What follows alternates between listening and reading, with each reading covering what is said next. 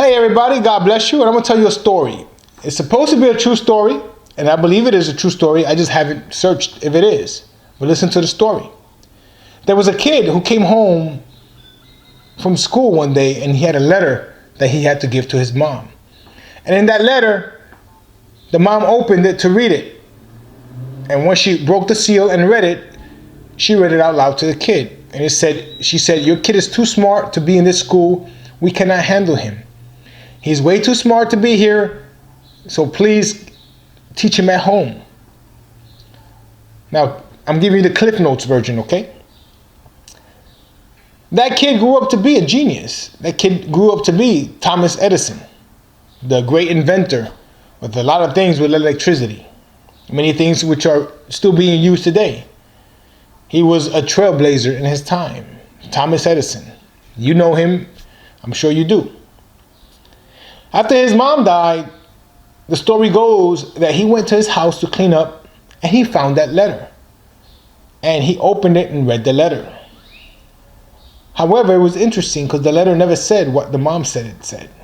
What did the letter say? Well, it said, "Your son is somewhat retarded, somewhat dumb. We are unable to teach him at school because he's slowing everyone else down." That's the Cliff Notes version. It was something like that.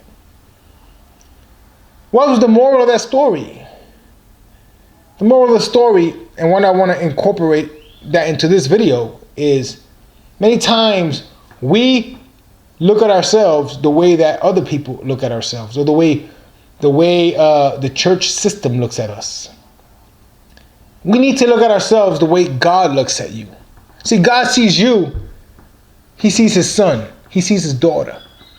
God doesn't look at your sin and then decides, okay, I love him now.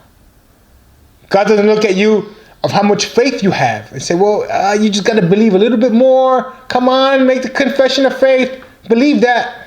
No. God doesn't look at you and say, well, I'm sorry, but you don't believe the Trinity.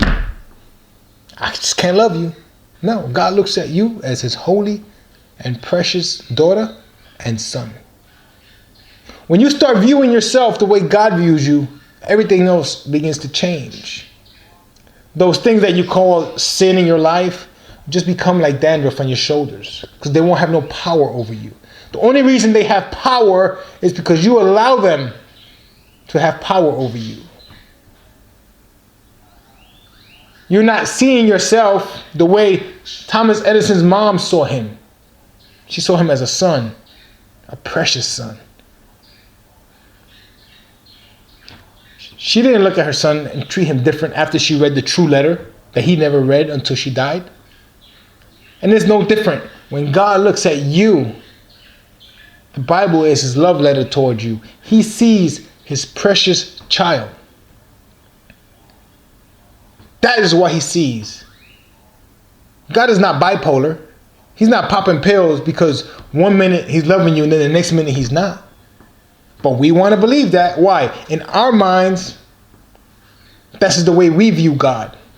We view God the way humans view other humans. I love you. In return, you must love me back. I love you if you do this for me. God doesn't operate that way. Christ loves you because of not what you do, because what he's already done. It's already been done for you. It is finished.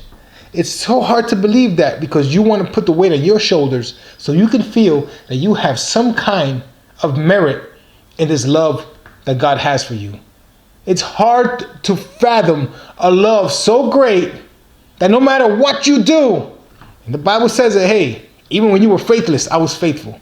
What shall separate me from the love of God? We hear it all the time, but do we truly believe it? Not if you're looking at yourself like, oh, I'm a piece of crap.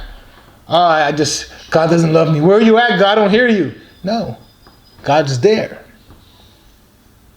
So I ask, view yourself the way God views you. Your life will begin to change. You will no longer have to go chasing conference after conference and speaker after speaker and go to this great sermon and this revival. You don't need all that. You won't need it because you'll have the source. You don't have to go searching for the source because it's there. My friend, God bless you, and don't ever forget that what Jesus Christ did is enough.